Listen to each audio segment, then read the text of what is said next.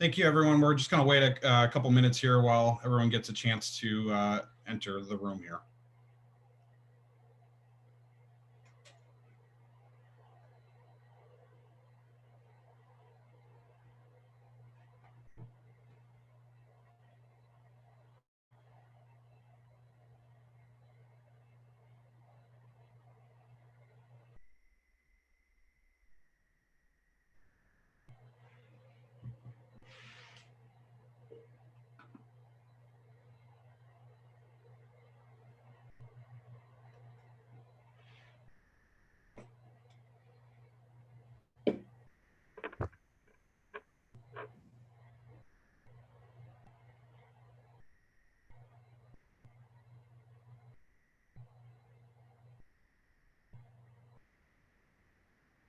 All right, we'll get started. Thank you, everyone, for joining today's webinar. We're happy to have you joining us. So last week, Will released Finger on the Scale, examining private funding of elections in Wisconsin, which is the most comprehensive look at the impact that private grants had on Wisconsin's election administration in the November 2020 election. My name is Kyle Kanan. I'm the policy director here at Will. Joining me today are Dr. Will Flanders, our research director, and Corey Peterson, a research associate here at Will. Just a couple housekeeping items before we get started. First, we're going to be recording this webinar today, and we'll post it to YouTube later. So I will be sure to email everyone who's participating today to make sure you have that, and you can send it around to your networks if you so desire. Secondly, I've included a link in the chat box below. Or Corey will be including a link in the chat box below here in a second here that will include a copy of the report as well as a database of all the grantees that we'll touch on a little bit later. So, and then lastly, we'll be taking your questions at the end of the presentations. If you have a question, please use the Q&A feature down at the bottom of your Zoom, and we'll get to as many as possible. With that, I would like to introduce Corey Peterson, who will get us started. Thanks, Kyle. Thanks, everyone, for being here. I'll wait for us to pull up the slides here. Kyle, do you have the PowerPoint? Oh, does it not? I'm sorry. Am I not sharing my screen? I wasn't. So you didn't even get to see our initial slides there. All right. There you go, Corey. Sorry about that. Great. So I'm going to start by talking about CTCL, the Center for Tech and Civic Life. And this was the largest private organization to donate in Wisconsin and one of the largest throughout the nation. So they had some of the most influence with their private dollars in this state. CTCL is a foundation, and they use data to increase voter turnout. They actually have a lot of grassroots data collection on the local level throughout the country. And they actually have worked with Facebook before to gather data as well. And their stated goal is to improve election administration. They do consider themselves to be nonpartisan, but a lot of recent research and evidence has called that into question. And here, just a little shout out to Matt Kittle. He's done a lot of research at Empower Wisconsin, looking into Green Bay and other places to receive a lot of CTCL money. So CTCL's 20 largest donations that came to about 75 million, all went to large cities that voted for Hillary Clinton in 2016. So that's just really significant because it kind of just shows that they're targeting Democrat voting areas largely. They also targeted their funds at swing states this past election cycle. So Wisconsin, Pennsylvania, Minnesota primarily.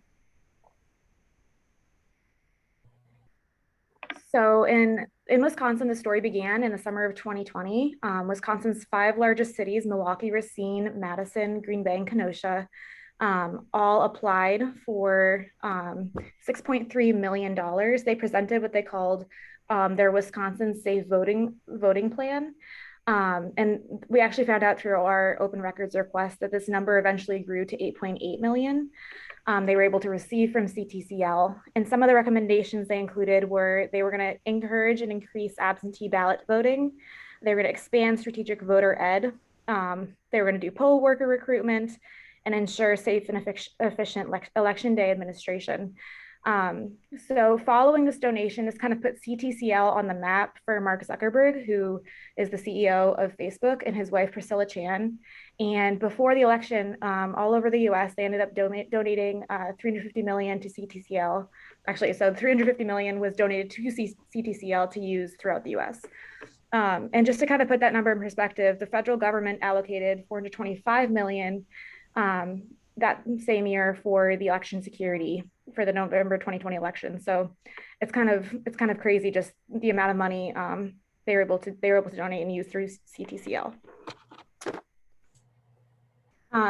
So this money wasn't just donations that were given free-handedly to any like locale.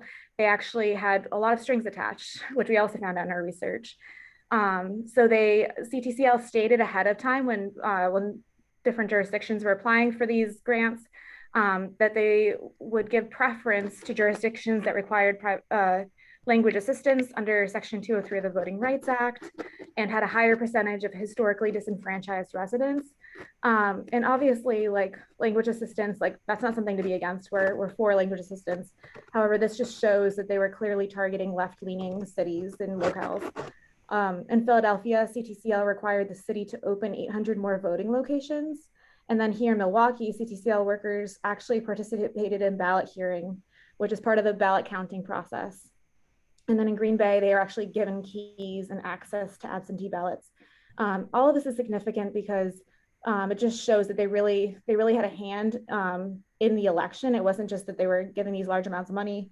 They had requirements, they had a hand in the election. And they actually told some of the bigger cities, Philadelphia and the 5 larger cities in Wisconsin, that if they didn't follow these requirements, they would actually take the funds back.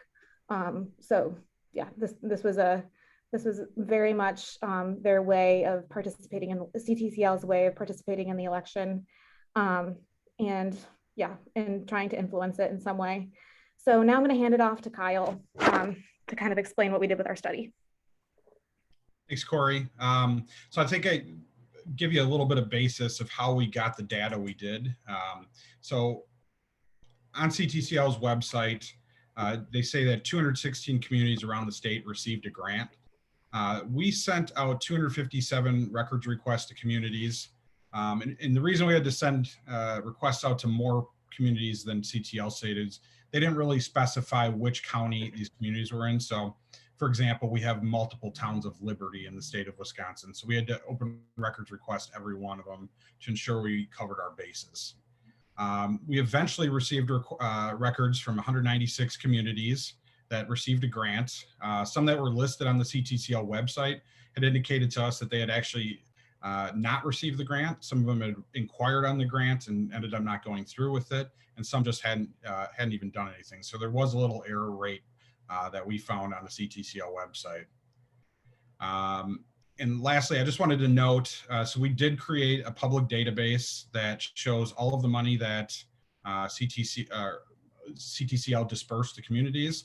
That database is in the link in your chat, and it shows how much each community received, what categories they spent it on, and when they received the grant, which I think is important because it kind of paints a picture that the larger communities really were targeted earlier, and then the smaller communities were kind of an afterthought. So this next slide kind of shows the geographic dispersion of grants around the state. And as you can see in the map here, grants were not dispersed equally across the state. So the colors on the map, the counties in blue, more than 5 communities received a grant in that county. The red ones, 2 to 5 communities received a grant. The yellow and the green, it's 1 community. Green counties are counties where municipality kind of crosses over county boundaries. So the example of this would be the city of Eau Claire, which is mostly in Eau Claire County. It has a few wards that cross over into Chippewa County. So we had to count Chippewa County as receiving a grant here. So I think most notable, we have 30 counties across the state that didn't receive a grant, and only 12 that were either partially or fully received a grant. So a lot of communities and counties did not really have access to these grants or did not follow through with it. So, and I just want to give a couple highlights here. So Marathon County, Marinette County, a couple of counties that received quite a few grants. So Marathon County, there are 55 townships and municipalities that received grants. It looks like that was a coordinated effort by the county clerk to have those communities get new voting machines. So what appeared to happen was they alerted all the towns to apply for this grant. And in turn, the county bought voting machines, which they then billed back to each of the townships for about $3,500. So this slide shows how the money was spent. So as a condition of receiving the grant, communities were required to report back to CTCL how they spent their money by January of this year. So these categories that are listed here were the categories that CTCL had listed in their grant reports. We thought this was the easiest way to kind of compile compile his data, because it was consistent across the town. So, but I should note there's probably some ambiguity in how communities really reported some of these things. Some of these categories are very similar in nature. So for example, if you look at poll worker recruitment, hazard pay and training, and temporary staffing support, I mean, one could reasonably discern that those are very similar in nature. So what we did here is we took a look, and those two categories together really accounted for the highest categories, accounting for about 33% of the grants. The next biggest combined categories were election administration equipment and absentee voting equipment, which also do have some crossover. Some of the clerks we saw bought absentee ballot tabulators that could also be really counted as election administration equipment as well. Those two categories accounted for about 30%. And then lastly, I think this is the one we'll have to pay the most attention to moving forward. About 24% of the funds were considered unspent. So CTCL allowed communities to apply for a grant extension for another 6 months to expend the remainder of funds. And as you can see, Racine had about 757,000 remaining, and Green Bay had 736,000 remaining. So this is going to require us to do some follow-up to see how that money was spent. Lastly, I just kind of wanted to highlight a couple of the interesting purchases we saw in our records requests here. So the city of Racine spent $222,000 to purchase an RV from Burlington RV to use as a mobile precinct. This is a questionable legal practice depending on how they used it, but I thought it was important to note there. And then the city of Green Bay hired artists to do I voted stickers and paint voting rights murals. And then lastly, we saw some communities use these grants really not for anything related to elections. So the town of Goodman in Marinette County appeared to have spent $4,200 on surveillance system, and some other towns that indicated to us that they were going to use this grant money to make some long overdue repairs and improvements to their municipal buildings. Perhaps the most concerning area of spending in this grants was nonpartisan voter education. The chart here shows which communities used or spent money on nonpartisan voter education.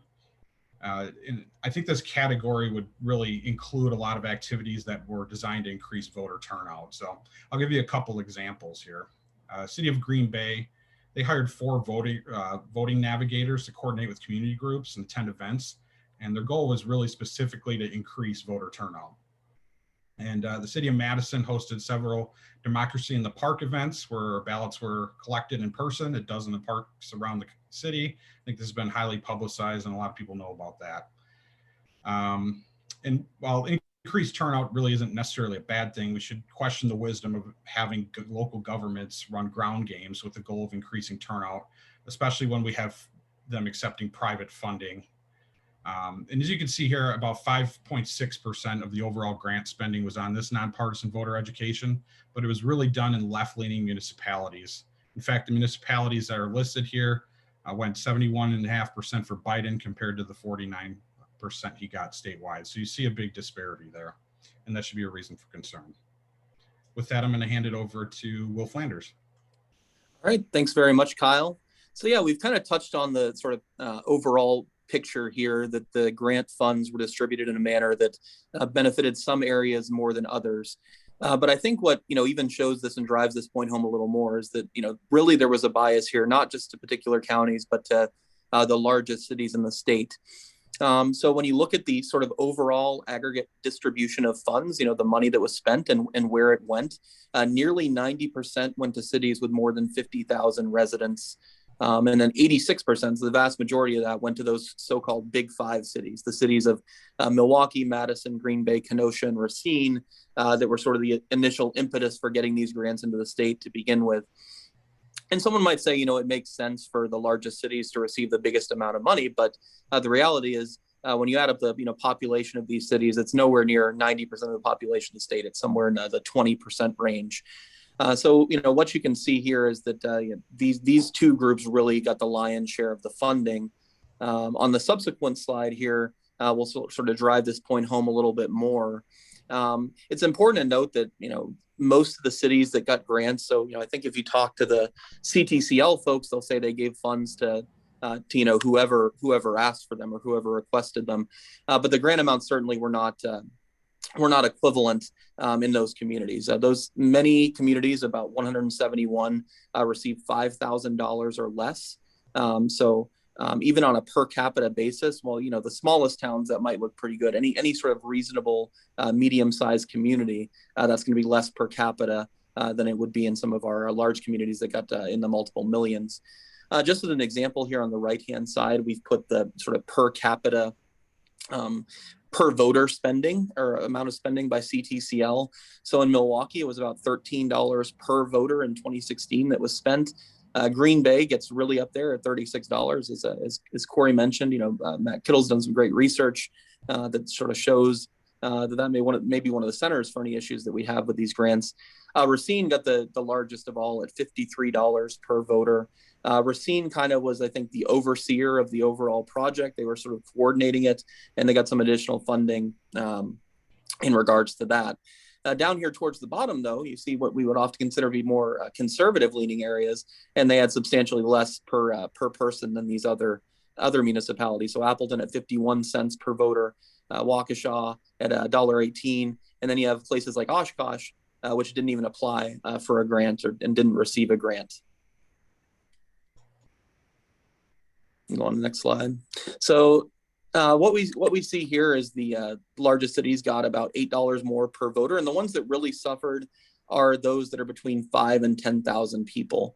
The smallest cities in the state, between 1,000 and 5,000, and those with less than 1,000 people, actually did better than these sort of moderate-sized communities. This chart might be a little bit hard to read, but basically what we're looking for, anything that has stars, that means it was statistically significantly more than what we saw in the other communities. And obviously, those who had $200,000 or more residents got more per person. And those that were between 5,000 and 10,000 got significantly less per person than other communities. So I think the biggest question here, the thing that folks would want to know the most is, did these grants actually have an impact on the turnout in the presidential election? If all this money was spent and it didn't really make much difference, we could sort of look at, maybe ways to equalize it, but it'd be less important. And what we saw, the story that we sort of built throughout this whole process is communities that were more likely to be left-leaning were more likely to get funding. And because that's the case, what we saw when we did the statistical analysis, so we took all of the communities in Wisconsin and we looked at whether or not they received a CTCL grant. And then we compared the turnout in 2016 for Hillary Clinton versus the turnout for Joe Biden, and then the turnout for President Trump in both election cycles. And then we looked to see whether the presence of a grant led to a change in led to an increase in the number of votes that each candidate received. And what we found is overall that Biden did about 41 votes better in each of these communities that got a grant. And while overall that might not sound like a lot, you have to consider that we're looking at more than 200 communities across the state that got these grants. The implication there is a nearly 8,000 vote potential swing. We did not see a change for President Trump. The coefficient here is positive. You can see this 8.3, but it crosses 0. That means that we can't say definitively that grants increased turnout for Trump, but there was a big statistically significant impact on the vote for President Biden. I should mention as well that there were some other control variables in here that I didn't include. You can see the full table in the bigger paper.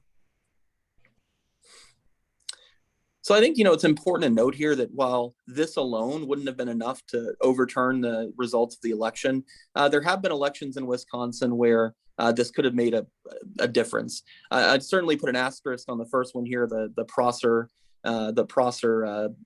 versus Kloppenburg race. Obviously, that was a lower turnout race than some of the other ones. But even our 2004 vote with Bush versus Kerry, that was decided by 11,000 votes. So we're getting pretty close to the 8,000 mark here in that election. That just shows the sort of implications that this CTCL funding could potentially have. So whatever the reason, whether the CTCL was as nonpartisan as they would like to claim and simply distributed funds to whoever came asking, it does seem to be the case that whoever did ask for funds did get something, though obviously the distribution was somewhat skewed. It's just fundamentally unfair that we are seeing folks in certain communities not enjoy the benefit of these potential funds that others in a different community are. In many places, these clerks that work elections are part-time. They may not have the ability to seek out information about all of these different grant opportunities. And if you're a person who lives in that district, your your right to vote is potentially affected by whether or not your community gets access to these funds. These funds were used for some legitimate purposes and some potentially questionable ones. But either way, if you're in one of these communities that doesn't seek out a grant, you don't get access to the potential benefits they could offer.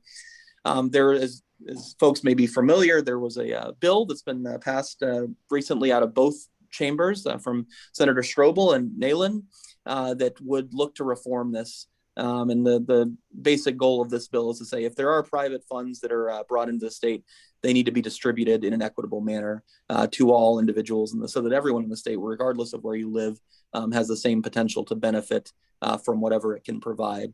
And I think, as we think moving forward, again, take CTCL at their word as being objective. We don't want someone who's completely non-objective, someone who's on the far left or the far right to come into the state and say, we're going to replicate this model and we truly are going to implement it in a partisanly biased manner. Given the partisan bias that, showed up here, I think that would lead to even more dramatic and extreme results if someone came in with that stated goal. All right. With that, we'll move on to take any questions that folks have. All right. Thanks, Will. We do have one question to kick it off here. And again, if you want to ask a question, the Q&A function down at the bottom, or you can send a chat to us as well. So the question here is there a correlation between the grant level and how their area performed in 2016? Is that how they based their funding decisions? Yeah, so that's an interesting question. I think that as Corey sort of discussed at the beginning of the presentation, the lion's share of the funding was distributed early on in the process. And I think then as people, cued into it and sort of realized there may be some partisan bias here, that they decided they'd distribute some money to sort of every community that asked for a grant. So I don't think that there necessarily was I don't think they were strategic in sort of fully distributing the funds based on the 2016 vote, though it certainly is highly correlated. And certainly, as Corey outlined, the factors that went into where they wanted to fund were going to lead to a partisan bias. So, we can impute nefarious motives or not, but either way, the result of the way they approached this was going to be more money to more liberal areas. And we do know, I think I mentioned this at the beginning, I should have if I didn't, but 76.5 million went to cities that went for Hillary Clinton in 2016. So that is a pretty big share of the funds. Yeah, and I'll just add one additional item here. So I think the total amount of grants that were distributed in Wisconsin equated to about $10.3 million. Of that, 8.8 million went to those 5 big cities, Milwaukee, Madison, Green Bay, Kenosha, and Racine, all voted pretty predominantly Democratic in the last election here. So I have one more question here. Have you seen the documentary, The Creepy Line, and how has Facebook has influenced GOTV efforts in the past? Doesn't this seem like a pattern of behavior on Facebook since they did it again in 2020 in addition to the grants? Yeah, so I've not had a chance to see that, though I am familiar, and others feel free to jump in too if you've had a chance to watch that. But yeah, there's definitely been an aggressive push to from social media to be more involved in the election process. I think that given the sort of tech, the skew of most of the folks that are in the tech industry, I think we can see where the incentives lay there. So I definitely think this is part of a larger pattern. There is clearly a goal on the part of Mark Zuckerberg and others to increase voter turnout and sort of drive more people to the political process, and those folks tend to be left leaning. Yeah, and interestingly enough, too, CTCL, like I said, they have like a lot of grassroots connections throughout the country where they collect data, and they actually have shared that data and been paid to give it to Facebook prior to this election cycle. So that is a relationship they were building and data that they were providing specifically to Facebook to use in terms of their ads for elections and stuff. Okay, I got one more question here. Private funding of GOTV efforts seems problematic, but the remainder of the categories appear to be entirely administrative. I can understand a need for uniformity in the distribution of governmental funds. Why should we be concerned with the non-uniform distribution of private funds? Yeah, so I think the one important aspect to consider here is when you get this money in, when you get a grant from CTCL or any other organization that's engaged in these kind of practices, that potentially frees up some other resources too that we're not able to capture in this analysis, right? So if you're using the $5,000 to purchase PPE, that means you no longer have to spend $5,000 of your own funds towards that. So I think it just increases the inequities, even if we think that some of these spending areas in and of themselves are pretty innocuous. What we weren't able to capture and what we've done so far, there might be room for an expansion, is what did people do with the funds that were freed up, and could that have been used for more GoTV efforts that aren't sort of captured because of the fungibility of money? That just creates more inequities across the board. And I should specify here for GOTV, for non-political nerds, let's get out the vote efforts. So I think there's the last question here. Is there enough evidence here to outlaw outside money for elections? Yeah, so I think, and others again, feel free to jump in. I think the approach that was taken, with the legislation from Senator Strobel and Adam Nalen is a good middle ground. But I do think there's certainly a reasonable debate to be held here. That is there really any reason to allow private funding whatsoever? We know that it can be used in a sort of partisan manner, as we've seen as the result here. I think you could get, potentially there could be bipartisan agreement that if you tell folks on the left, we don't want conservative groups coming in and funding elections either. So I think there is room to have that discussion. I do think the equitable distribution really will disincentivize municipalities from seeking out these grants, because if Milwaukee applies for it and knows they're only going to get a small portion of it, they're less likely to sort of even go down that process. So I think it will really help to limit it to groups that do have a truly bipartisan goal, I guess, to some extent, because you'll know that funding is going to go to Republican areas as well as Democratic areas. But a ban is certainly worthy of a discussion as well.